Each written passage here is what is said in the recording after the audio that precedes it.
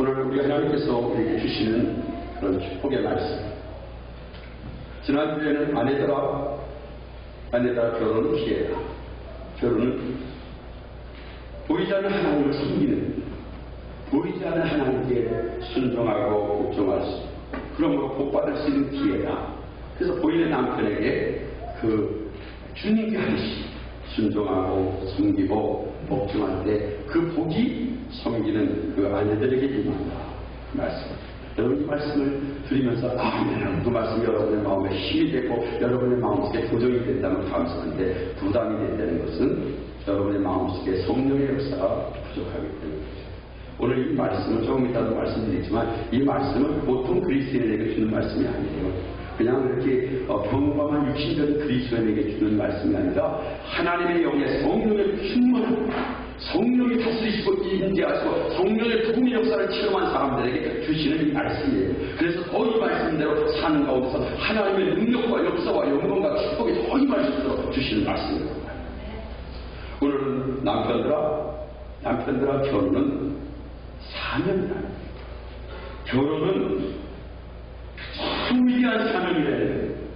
하나님이 남편들에게 감당해야 될 여러 가지 사명, 일들을 주셨는데 그 일들 중에서 가장 위대한 사명이라고 오늘 말씀하고 있어요. 우리 이 땅에서 우리 남자들이 직장도 우리가 해야 될 일이 많습니다. 여러분이 사업터에서 할 일이 있어요. 여러분이 하고 여러분의 사회생활에서 여러 가지 할 일들이 많은데 그 중에서 가장 위대하고 가장 중요한 일이 가정의 결혼 생활입니다. 이 결혼은 그냥 내 형편대로 해도 좋고 안 해도 좋은 것이 아니라 반드시 해야 되는 정문 필수예요. 이 결혼은 그리고 그냥 정도 갈 수 없이 하는 게 아니라 이 결혼을 통해서 이것은 하나님의 나에게 주신 미션, 나에게 주신 축복의 그런 사명이다, 일이다. 이걸 여러분이 알아야 해요. 저는 오늘 이 말씀을 붙들고 이 말씀을 들어 이제부터 나 더 이렇게 살아야 되겠다. 저 자신부터 도전이 되는 말씀이에요. 여러분이 이 말씀을, 우리 특별히 남자분들이 이 말씀을 붙들고 또 이 시간에 나오지 못한 여러분의 남편들이 있으면 주여 이 말씀이 그들의 영혼 속에 들어갈 수 있도록 어떻게 해서라도 이 말씀이 그들의 심령에 들어가서 이 말씀대로 살아가면 우리 남편도 복을 받고 나도 복을 받고 이 가정이 복을 받게 해달라고 여러분 기도하세요. 이거는 남편이니까 오늘 남편에게 대한 한 얘기다. 그렇게만 하지 마시고 옆에 남편이 있는 거죠. 주여 내 남편이 이 말씀으로 성령의 마음속으로 들려서 이 말씀이 통해서 남편이 복받는 남편이 인생의 승리자가 되게 하여 주옵소서. 우리 남편들이 직장이나 사업이나 하고 그것보다 결혼이 더 가장 중요한 사명으로 여기고 이 결혼의 사명에 감당하고 결혼을 해서 여러분이 승리할 때 정말 인생 승리자가 되는 거예요. 거기에 하나님의 축복이 임하고 하나님의 능력이 임하고 하나님의 영광이 임하는 거예요. 만약에 여러분의 직장에서나 여러분의 사업터에서나 여러분이 학업에서 잘 되고 성공한다 할지라도 만약에 결혼의 사명에 실패하고 결혼의 사명을 제대로 감당하지 못한다면 그 인생은 그것도 실패자예요. 거기에는 하나님의 축복이 없는 거예요. 이걸 여러분이 잘 알아요. 오늘 주신 말씀의 메시지가 결혼이라는 것이 그냥 하나의 옵션이 아니라 결혼은 어떤 일보다 여러분의 사업이나 여러분의 학업이나 여러분의 직장이나 여러분의 삶의 어떤 것보다 가장 중요한 하나님의 미션이고 하나님의 사명이에요. 오늘 이것을 우리가 바로 알고 오늘 본문을 통해서 어떻게 하면 남편이 이 결혼의 사명을 잘 감당할 수 있는가, 여러분 이 말씀을 오늘 증거할 거예요. 첫째로 오늘 말씀에서 하나님의 사랑의 수준에서 아내를 사랑하라는 거예요. 여러분. 그냥 정도의 사랑이 아닙니다. 자, 25절 말씀 볼까요? 남편들아 아내를 사랑하기를 그리스도께서 교회를 사랑하시고 그 교회를 위하여 자신을 주신 것처럼 오늘 하나님께서 남편들에게 아내에 대한 사랑을 말씀하셨는데 이 사랑의 수준이 어떤 사랑입니까? 그리스도께서 교회를 사랑하시고 교회를 위해서 자신을 주시는 그 사랑의 수준에서 남편들이 아내를 사랑하는 거예요. 좀 심각한 얘기입니다. 여러분이 그리스도에게 사랑의 수준에서 아내를 사랑하지 못하고 그냥 사랑한다면 여러분의 인생에 그 결혼을 사랑해서 실패하는 것이고, 그러다 보면 인생은 뭔가 내가 이룬 것 같지만 하나님 앞에서 너무나 부끄러운 인생이고 실패자는 인생이라는 거 여러분 알고, 결혼의 문제가 이렇게 중요한 거구나. 결혼해서 아내에 대한 이 사명, 이 사랑하는 것이 어느 정도 수준까지 가야 되는가, 우리 이 말씀을 바로 붙들어요. 사랑하라 아가파의 사랑을 말씀. 사랑은 헬라어에서 세 종류를 얘기하고 있어요. 에로스의 사랑. 에로스의 사랑은 이기적인 사랑이에요. 자기중심적인 사랑이고, 육체적인 사랑이고, 내 기분이 좋고, 내가 나에게 유익이 되고, 내가 좀 육체적으로 또 그를 사랑할 수 있어요. 젊을 때는 그냥 물불 가리지 않고 에로스의 사랑이 좀 많이 강하게 될 수 있어요. 그거보다 좀 나온 것은 필레오의 사랑이에요. 필레오의 사랑은 서로 좋아하는 사랑이고, 형제 사랑이고, 그래도 우리 가족끼리 사랑이고, 좀 나름대로 이제 뭔가 의리적인 사랑이에요. 그러나 세 번째 사랑은 아가페의 사랑이란 말이에요. 이 아가페의 사랑은 사람의 수준에서 할 수 없는 하나님의 수준에서 할 수 있는 하나님의 사랑이에요. 그리스도의 사랑이에요.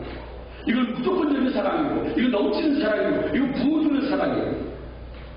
하나님께서 오늘 말씀을 주시는 게 남편들에게 아내를 사랑하는데 어느 정도의 수준에서 사랑하느냐, 바로 이 사랑이에요. 아가페의 사랑에서 이 아가페의 사랑의 수준까지 올라가서 그 사랑을 가지고 아내를 사랑해야만 된다고 말씀하고 있습니다. 그렇지 않으면 그 사랑은 진정한 사랑이 아니고 그것은 결혼의 사명에서 하나님 앞에 사는 거예요.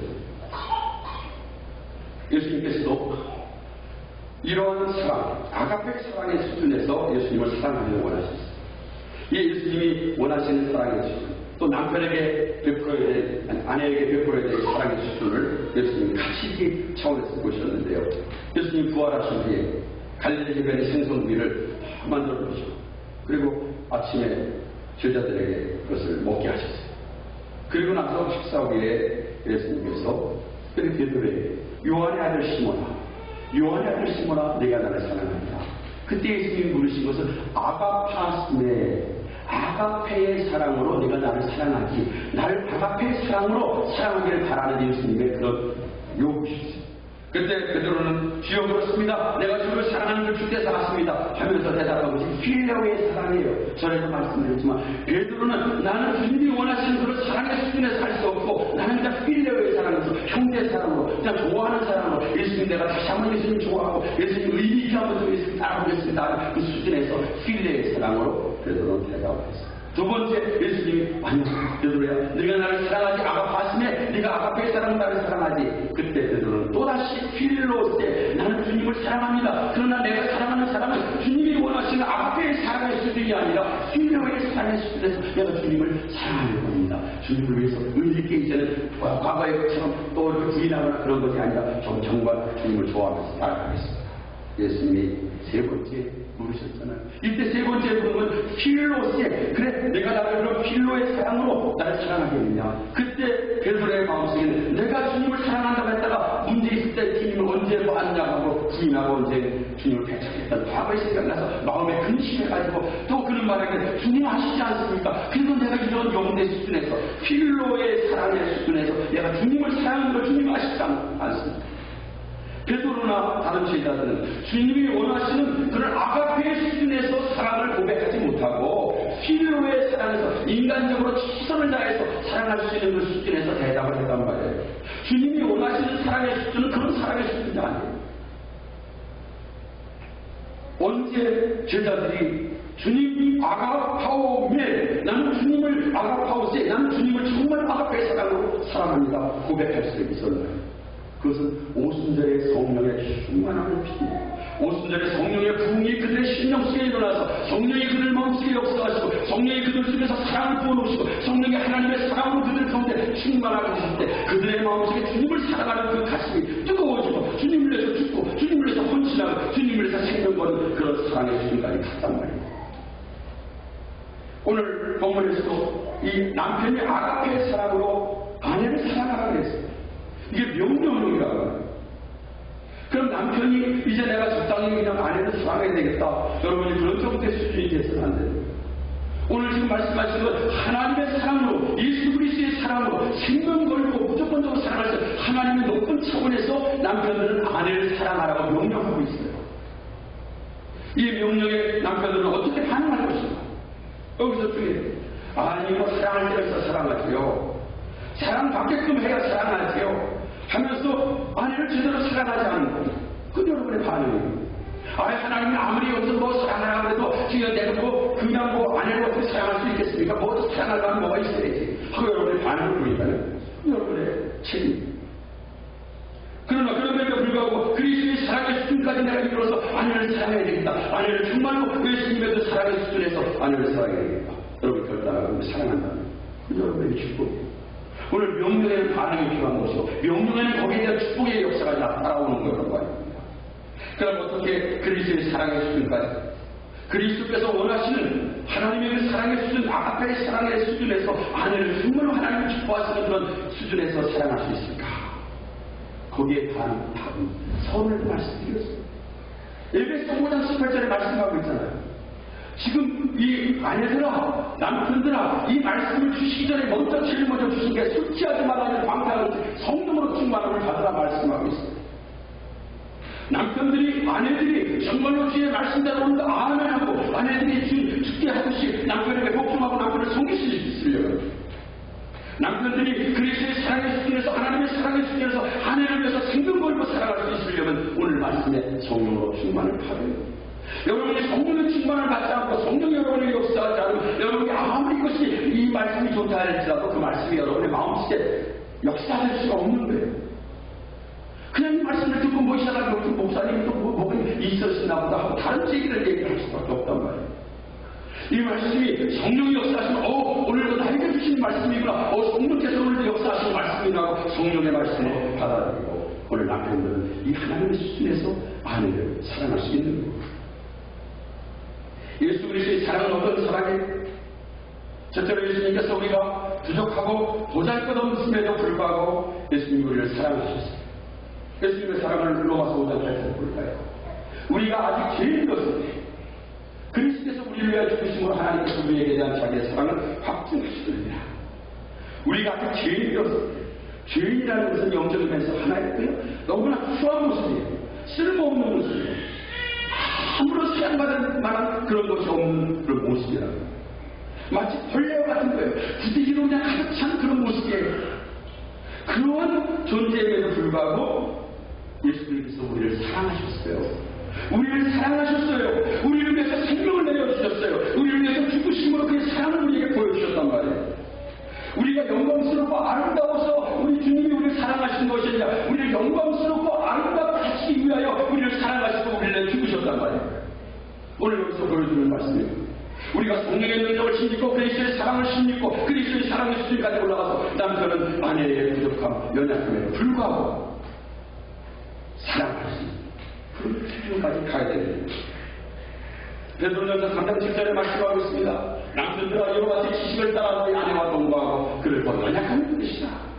연약한 그리스도 알고 휘여기라고 그랬습니다. 휘여기라는 것, 아내는 저 연약한 그릇이에요. 체질적인 면에서 약해요, 아내는. 그리고 아내는 성격적인 면에서 좀 뭔가 연약한 부분이 있어요. 말도 많고 신경질적이고 뭔가 부족한 것이 많아요. 그럼 아내의 이런 부족한 연약한 면에 대해서 어떻게 반응을 할까요? 같이 화를 내고 비난하고 거기에서 단정하고 대적할까요? 아니죠. 성령의 능력을 힘입고 그리스도의 사랑의 수준에서 아내는 남편은 아내의 약함을 연약함을 품고 보호하고 도와주고 사랑해야 된다는 말씀을 오늘 여기서 주고 있습니다. 오직 성령의 역사가 하시고 성령이 우리 안에서 하나님의 사랑, 그리스도의 사랑을 우리가 보여줄 때 그리스도의 사랑의 수준에서 남편은 아내의 모든 약함과 연약함을 오히려 품고 그것을 더 귀히 여기고 귀하게 여기고 아내를 사랑할 수 있는 거예요. 두 번째로 예수님께서는 우리를 위해 자신의 모든 것을 희생하셨어요. 예수님의 희생을 빌립보서 2장 9절 8절에서 말씀하고 있어요. 근본 하나님의 본체시라 하나님과 동등됨을 취할 것을 여기지 않았어요. 예수님은 하나님의 영광과 하나님의 권세와 하나님의 능력과 하나님의 모든 것을 다 가질 수 있는 그런 하나님과 동등한 삼위일체 하나님이신 겁니다. 그런데 그것을 다 내려놓으셨어요. 그걸 다 포기하셨어요. 그것을 다 버리셨어요. 그리고 오히려 이 땅에 종의 형식, 죄인의 모습으로 사람같이 오셨어요. 낮추시고 죽기까지 복종하셔서 십자가에 죽으셨다. 오늘 예수님이 우리에게 보여줍니다. 왜 내가 땅에 내려가서 죽어야 합니까? 내가 왜 나의 영광과 권세를 포기해야 합니까? 왜 고통을 당하며 희생해야 합니까? 하고 예수님 말씀하지 않으셨어요. 내가 왜 저들을 위해서 왜 내가 내 영광을 포기하고 저들을 위해서 내가 왜 손해보고 저들을 위해서 내가 고통을 당해야 합니까? 그렇게 예수님 말씀 안 하셨어요. 오히려 예수님은 자신의 모든 권리를 다 내려놓으시고 이 땅에 오셔서 종의 몸을 취하셔서 십자가의 죽으시기까지 사랑하시고 우리를 구원하셨어요. 예수님께서 베푸신 사랑은 다 주는 사랑이에요. 모든 부족함과 취함에도 불구하고 자신까지 내어줄 정도의 사랑을 사랑을 예수님이 하셨어요. 오늘 남편들아 그리스도께서 사랑하신 것처럼 너희도 이 수준에서 사랑하라는 말씀이 바로 무엇이에요? 남편들은 자신의 모든 것을 다 포기하고 내려놓고 희생하면서라도 아내를 사랑하는 그 수준까지 가야 된다고 오늘 말씀을 주는 거예요. 적당히 사랑이 안 돼요. 이거는 이 아내로서, 이 남편으로서 이 아내에 대해서 이런 그리스도의 사랑의 수준까지 이르면서 사랑하지 못한다면 그 인생은 그 결혼생의 사명에서 실패하는 것이고, 결국 다른 것이 잘 돼도 그 인생은 하나님 앞에 부끄러운 인생이 된다는 거, 여러분 이 시간에 또 찾죠. 내가 그 사업에 성공하고, 내가 학문에 성공하고, 내가 사회적으로 잘 되고, 내가 모두 직장생활에 잘 되는 것이 중요한 게 아니라, 오늘도 나에게 주어진 최대의 사명은 아내에게 그리스도의 사랑의 수준에서 사랑하는 것, 여기에까지 이르러야만 여러분의 인생이 성공하는 거예요. 여러분이 인생이 하나님과 잘 되는 거예요. 여기 하나님의 축복이 있고 하나님의 역사가 있는 거예요. 근데 남편들은 결국 이것을 많이 생각하면서도 아내에 대한 사랑이 아니라 자기를 위해서 뭔가 돕고 자기를 위해서 희생하길 바라고 자기 중심으로 나가는 이런 아가페에서 그런 게 아니라 에로스에서 아니라 필요의 사랑의 수준에서 머물고 있어요. 그건 인생에 다른 것은 잘 될지 몰라도 인생을 실패하는 것이라는 거 오늘 말씀을 깊이 여기서 깨닫고 내 인생에 지금 진정으로 중요한 것이 무엇인가를 오늘 여기서 찾아야 돼요. 오늘 남편들 아내의 실수와 결정을 보면 정죄하고 비껴가고 막 싸우고 그 참 갈라지고 막 이렇게까지 가는. 그리스도께서는 어떻게 하셨습니까? 그리스도는 우리의 허물과 우리의 부족을 정죄하지 않으셨어요. 너가 이렇게 했구나. 그러니까 너는 이제 이런 존재구나 하고 정죄하지 않았어요. 오히려 그런 모든 부족과 허물을 다 뒤집어 쓰시고 그 대신 형벌까지 당하시고 감당해 주셨다는 것이 그리스도의 사랑이에요. 그렇다면 성령의 능력을 믿고 그리스도의 사랑의 수준까지 올라가는 남편들은 바로 아내의 허물과 부족을 비난하지 않고 그걸 다 받아주면서 대신 감당하는 그런 사랑의 수준까지 가야 된다. 그리고 아내의 어떤 부족함이 있더라도 그럼에도 불구하고 남편은 그리스도께서 사랑하신 것처럼 그런 사랑을 품고 사랑을 베풀어야 되는 것이 오늘 첫 번째 주는 말씀입니다. 그리스도의 사랑의 수준에서 하나님의 사랑의 수준에서 남편들아 아내를 사랑해야 한다. 이렇게까지만 돼야 이것이 너희가 결혼이라는 사명을 감당하는 것이고 하나님 앞에 승리자가 되는 것이고 하나님의 축복을 받는 자가 되는 것이에요. 여러분 오늘 기도해서 주여 내가 어떤 다른 것도 중요하지만 주여 이 성령을 충만해서 정말 내가 그리스도의 사랑으로 충만해서 내가 아내에게 그리스도의 사랑을 쏟아붓게 하시고 예수님처럼 사랑할 수 있는 자가 되게 해달라고 여러분 여기 초점을 맞추고 기도하시고 결혼할 사람들은 그 목표를 두고 기도해요. 내가 내 인생을 다 쏟아보면서 내 사랑을 쏟아볼 대상이 바로 여러분이 결혼할 아내예요. 또 이미 결혼한 아내예요. 두 번째, 아내를 사랑해야 되는데 어떻게 사랑하느냐? 연합의 한 몸의 차원에서 한 몸이에요. 아내와 내가 다른 존재가 아니라 하나의 몸이에요. 떼어낼 수 없는 하나의 몸 차원에서 연합의 한 몸 차원에서 아내를 사랑해야 돼요. 자기를 사랑하는 바로 자신을 사랑하는 것처럼 살아야 된다고 말씀합니다. 이게 굉장한 차원입니다. 자, 한번 보세요. 28절에 이와 같이 남편들도 자기 아내 사랑하기를 자기 자신과 같이 하시니 자기 아내 사랑하는 자는 자기를 사랑하는 것이다. 자기 자신과 같이 사랑하라고 말씀합니다. 자신같이 헬라에서는 as his own body, 자신의 바디처럼 자신의 바디로서 아내를 사랑하는 것. 이것은 결혼이라는 것이 단순히 두 사람이 만나가지고 함께 그냥 우리 가서 필요에 따라 사랑합시다 하는 그런 것이 아니라 바로 결혼이라는 것은 두 사람이 하나가 되어서 한 몸을 이루는 하나의 연합이라는 것을 여기에 말씀해요. 한 몸이에요. 남편의 몸과 같이 하나의 몸으로 여기서 바뀌는 것을 말하고 있습니다. 아담이 하나님께서 자기 아내 하와를 창조하시기 위해 그에게 들어왔습니다. 그때 아담이 그 하와를 보고 이 하와가 다른 사람이 아니라 바로 나의 한 몸이구나. 나의 한 몸의 나의 부분이구나. 나와 같은 존재구나 하는 것을 그는 깨닫고 이렇게 증거했습니다. 창세기 2장 23절에 이는 내 뼈 중에 뼈요 살 중에 살이다. 내 뼈 안에 있는 뼈요 내 살 중에 살이라는 거예요. 그럼 바로 아내와 나는 하나의 몸이라는 거예요. 떼어낼 수 없는 몸이에요. 뼈가 뼈끼리 나눠줄 수 없잖아요. 살이 살끼리 나눠줄 수 없잖아요. 하나의 몸이라는 것을 여기서 이해하고 있습니다. 결혼이라는 것은 이겁니다. 결혼은 아내와 남편이 하나의 존재를 이루는 거예요. 그래서 하나의 존재를 이룬 가운데서 남편은 아내를 사랑해요. 그것이 자기 몸을 사랑하는 거죠. 자기 몸으로서 사랑하라. 이거 말씀을 여기서 주고 있습니다. 오늘 본문의 말씀에서는 이 아내와 남편이 한 몸이라는 것을 더 깊이 영적으로 강조하시기 위해서 그리스도와 교회 사이에 자신이 십자가에서 피 흘려 죽으심으로 말미암아 교회를 그의 피로 사셨잖아요. 그래서 교회를 만드셨어요. 믿는 사람들의 공동체, 오늘도 우리 지사님 기도한 것처럼 믿음의 공동체, 주님의 믿음에 구원받은 공동체를 만드셨단 말이에요. 한 몸을 만드셨어요. 하나님께서 하와를 만드실 때 아담의 발밑대를 떼가지고 만드신 것처럼 하나님께서 바로 예수 그리스도의 십자가에서 피 흘리심을 통해서 그의 교회의 연합을 만드셨어요. 심적 연합. 그래서 교회는 그리스도의 몸이면서 교회는 그리스도의 살과 뼈예요. 그리스도와 나눠질 수 없는 존재가 된 거예요. 살과 뼈이기 때문에 빼어날 수 없는 거예요. 여기서 결혼을 이렇게까지 성경은 말씀하고 있어요. 결혼은 것이 신비한 것이고 얼마나 기쁘고 영광스러운 것인지 여기 지금 말씀을 주고 있잖아요. 오늘날은 결혼에 대해서 너무 쉽게 생각하고 너무나 피상적으로 생각하고 있어요. 결혼이라는 것은 그냥 하나의 업적으로 생각하고 있고 결혼은 나의 어떤 피부를 하나의 도구로 생각하고 있어요. 결혼에서 실패하면 인생을 실패하는 거란 말이에요. 이 결혼이 이만큼 중요한 거예요. 결혼의 가장 핵심은 바로 무엇이냐? 남편과 아내가 하나 연합 한 몸을 이루는 거예요. 두 자아가, 두 셀프가 하나의 셀프를 이루는 거란 말이에요. 한 존재가 되는 거예요. 신기한 거예요. 이건 나눌 수 없는 거예요. 그래서 결국 내 아내를 사랑한다는 것은 나를 사랑한다는 것이죠. 이렇게 성경 말씀합니다. 이것이 이 하나라는 것이 바로 예수님과 교회가 하나 된 것 같아요. 이런 신기한 연합이요. 한 몸임을 아내와 남편과의 관계로 성경은 말씀하고 있습니다.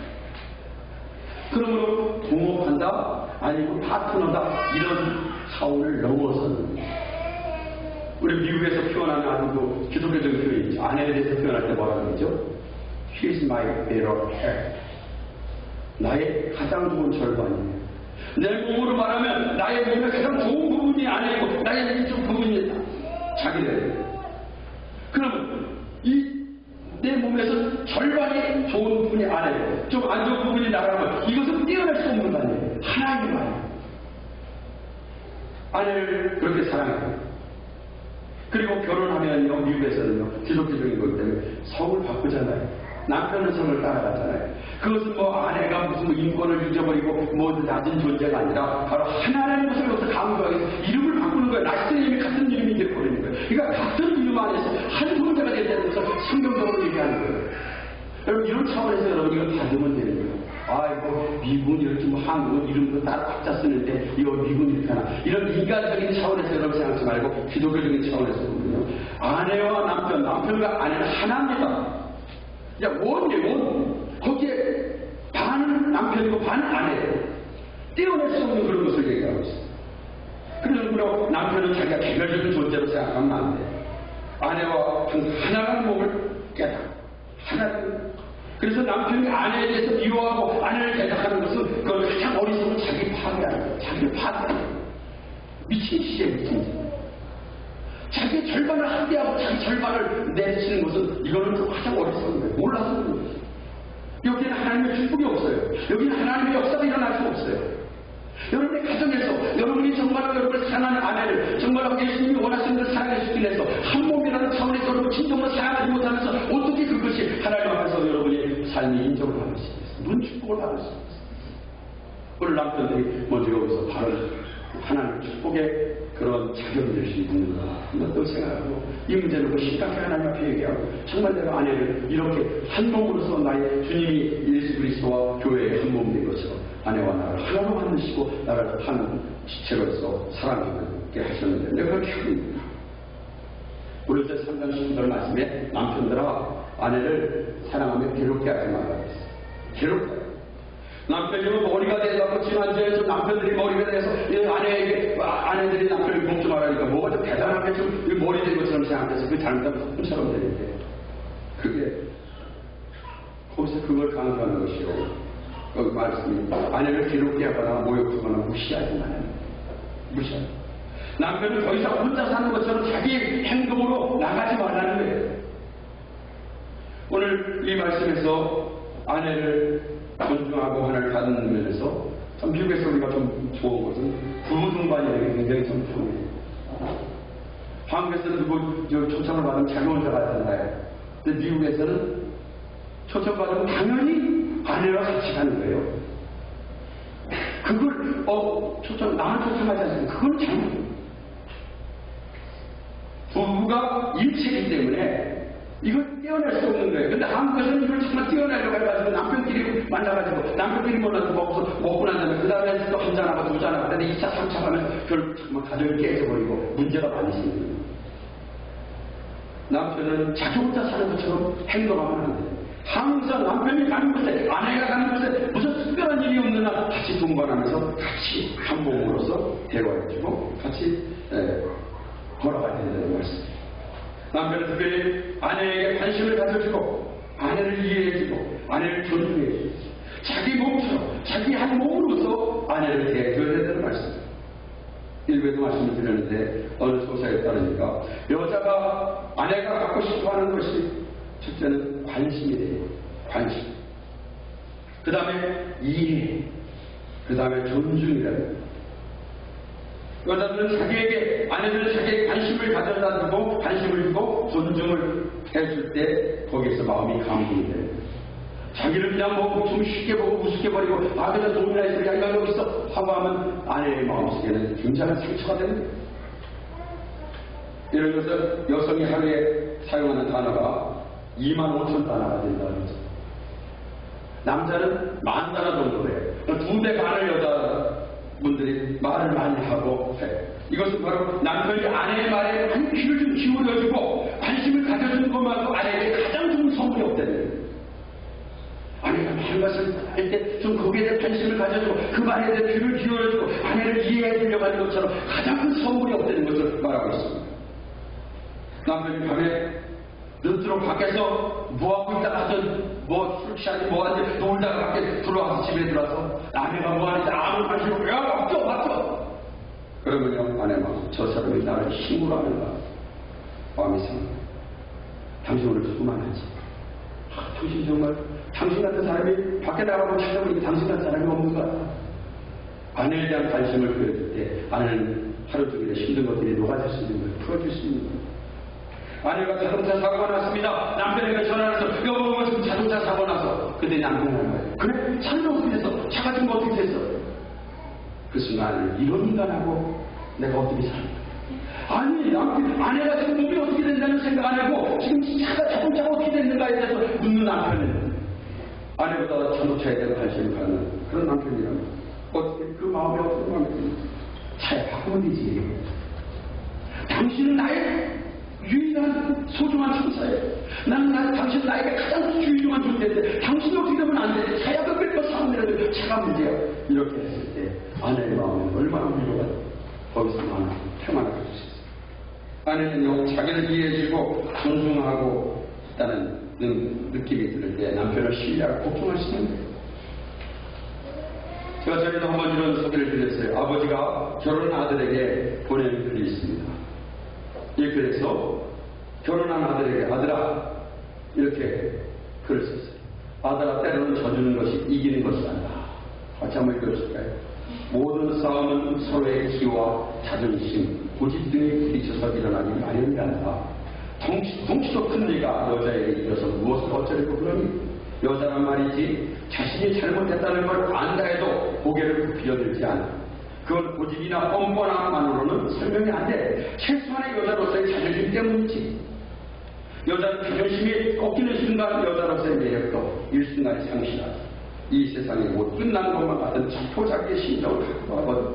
혹시 싸우게 되더라도 5번 정도 3번 정도는 항상 쳐줘라. 여자는 남자의 무조건적인 이해를 갈구할 때가 많아. 알아도 모르는 척 여자의 자존심을 받들어주는 것이 현명한 길이며 사랑을 바꾸는 비결이다. 한 몸이기에 연약한 그 시기에 아내를 품고 아내를 사랑하고 아내에게 좀 양보하고 아내를 져줄 때 아내에게 이해해줄 때 아내를 좀 품을 수 있는 것입니다. 오늘 세 번째 중요한 말씀.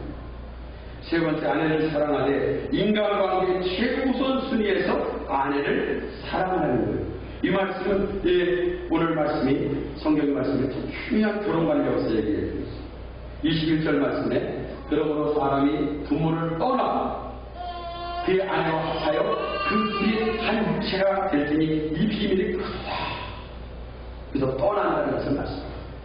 떠난다는 것은요, 리브이 하인드, 뒤에가 남겨놓고 떠나는 거예요. 뭐 그 근거를 가지고 떠나는 게 아니라 완전히 다 모아두고 떠난다. 여기서 이걸 강조하는 거예요. 그리고 합하고, 그래서 한 육체가 된다. 우리 여기 육체가 된다는 것은 보통 성경에서는요, 육체, 몸이 된다는 것을 소마로 얘기합니다. 소마는 하나의 그냥 보통 우리 그 바질이라고 말하는데, 이 사르크스라는 것, 사르카라는 것은 이 피지컬 바질이라고 말하는 것이에요. 그럼 아내가, 남편이 부모를 떠나서 아내와 합해가지고 한 피지컬 바디가 된다는 것은 여기서 이걸 무엇을 말할까요? 피지컬 바디에서 이걸 띄워내면요, 이건 죽는 거예요. 하나의 완전한 새로운 연합을 여기서 강조하고 있어요. 완전한 연합이에요. 띄워낼 수 없는 거예요. 나눌 수 없는 그런 하나의 구체적인 하나의 존재를 여기서 강조해서 특별히 사르크스라는 피지컬 바디라는 용어를 여기서 특별히 쓴 거를 우리가 지금 여기서 좀 기억해요. 남자가 그의 부모를 뒤에 두고 떠나서 아내와 합해가지고 새로운 연합관계를 가진다는 것을 여기서 말하고 있습니다. 따라서 남편이 결혼 전에 가졌던 관계를 떠난다는 것을 여기서 말해요. 그럼 결혼 전에 가졌던 가장 중요한 관계가 무엇일까요? 부모와의 관계, 형제와의 관계, 자기 가족들과의 관계가 가장 어떤 면에서 중요한 관계예요. 그런 관계를 떠나서 그걸 남겨놓고 이제 아내와 새로운 관계로서 하나 일체를 이루고 그 관계가 시작했다는 것을 말하는데, 이 시작된 관계가 최우선순위의 관계라는 것을 여기서 말씀하고 있어요. 결혼 전의 관계는 차선의 관계가 되는 거예요. 또 내려놨으니까 뒤에다 남겨놓고 떠나가지고 새로운 아내와 남편과의 새로운 연합의 관계가 이제 시작이 됐기 때문에 이게 최우선의 최고의 프라이어리티라는 거예요. 이것이 결혼 생활에 있어서 어려움이 있게 되는 것이 바로 여기에서 이걸 잘못 이해해서 어려움이 있게 되는 거예요. 20년, 30년 동안 부모와 자식과의 관계를 가지고 살다가 결혼해가지고 아내와 새로운 관계가 이제 시작되는데 그게 최우선순위라고 성경을 여기서 말씀하고 있는 거, 이거 받아들이는 게 남자들에게 쉬운 일이 아니에요. 부모의 입장에서 내가 20년, 30년 키웠던 내 아들이고 내 자식인데 이 자식과의 관계를 이제 내려놓고 이제 새로운 관계를 그걸 인정하고 그걸 가장 최고로 받아들이다. 이거 참 어려운 게 없어. 그래도 내 자식이고 내 아들인데 이 관계를 끝까지 주장하는 것 때문에 가정에서 문제가 많이 생깁니다. 여러분, 좀 극단적인 얘기예요. 여러분 남자들이 여러분의 부모와 아내와 문제가 생기면 여러분 뭘 택할 게 있어요? 어떤 게 여러분의 관계가 더 중요해요? 그래서 부모가 더 중요하지. 성경은 그렇게 말씀합니다. 아내가 더 중요한 거야. 아내를 풀어야지. 아내의 관계가 더 중요한 거란 거예요. 여러분 부모를 택하는 것이 아내를 택해야 된다고 오늘 말씀하고 있어요. 극단적인 거예요. 여러분의 형제, 결혼하는 형제자매가 있어요. 근데 아내와 좀 누가 있어요? 문제가 있어요. 그럼 여러분 어디를 택할 거예요? 무엇을 택할 거예요?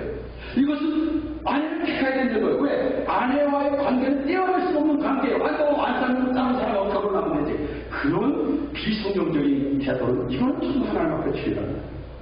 결혼하면 이제 그 아내와 남편인데 뗄 수 없는 피지컬 바디가 되고 가장 중요한 우선순위가 되는 거예요. 그래서 최고의 우선순위에서 아내를 사랑하고 아내를 누구보다 더 사랑해요. 부모보다 더 사랑하고 형제보다 더 사랑하고 자기 부인보다 더 사랑하고 가장 최고의 사랑으로서 아내를 붙들고 아내를 사랑에 쏟아부을 때 이게 오늘 성경에서 말하는 아내의 사명을 남편의 사명을 감당하는 거예요.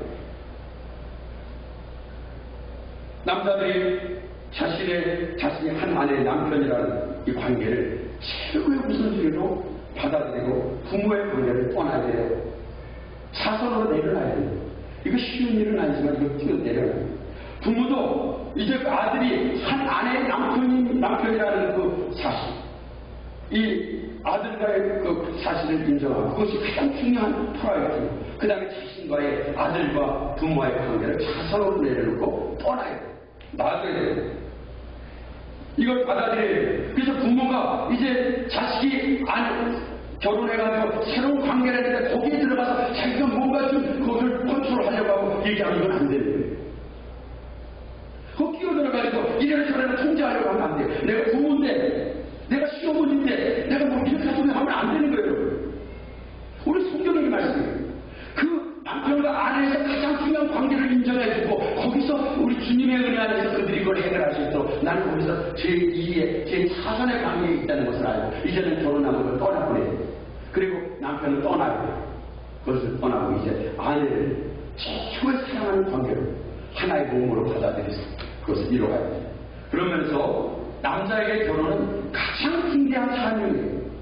너무나 중요한 사명이에요. 이 중요한 사명을 잘 감당하지 못하면 안 되는 거예요. 왜 중요합니까? 결혼이라는 것은 아내와의 연합의 관계가 시작되는 거거든요.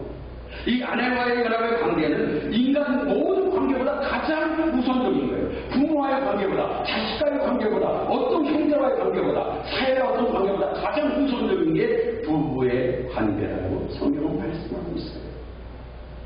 혹 어떤 분은 이웃 부부이면서 내 이혼을 할 수 있어. 근데 자식을 포기하지 못해. 그런 경우가 있죠. 그래서 할 수 없이 사는 거예요. 이것처럼 비성경적이에요. 부부와는 떼어져 있음은 하나님 만든 한 몸이고 한 육체고 가장 우선순위에 하나님의 이루실 때 가장 이 땅에서 프라이드의 그런 관계를 하나님이 이루셔서 한 육체가 되게 하셨는데 이걸 귀중히 여겨야지 자식 때문에 할 수 없이 산다. 이것처럼 비성경적이에요. 아유 뭐 때문에 할 수 없이 그가 가장 중요한 프라이어리티가 가정에서 아내와 남편의 관계라는 것을 성경으로 말씀합니다. 그러므로 남편들은 부모를 떠나요. 부모의 그런 관계를 내려놓고 이제는 아내와의 연합의 관계를 최우선순위로 알고 아내를 누구보다도 사랑하고 아내를 위해서 모든 걸 실행하고 아내를 위해서 모든 것을 거울해야 되는 거예요. 내 지금 사업을 좀 못해도 내 지금 학업이 좀 못해도 저는 그렇게 못했는데 회개하고 뭐 좀 잘못 못하더라도 가장 정말로 아내를 위해서 내가 희생하고 내 이것을 가만히 포기하면서라도 내 생명을 포기하는 한편이라도 아내를 사랑하고 아내에게 가장 모든 것을 줄 수 있는 이 사랑의 순위까지 가야만이 오늘 성경에서 말하는 바로 아내에서 남편의 사명을 감당한다는 말씀입니다.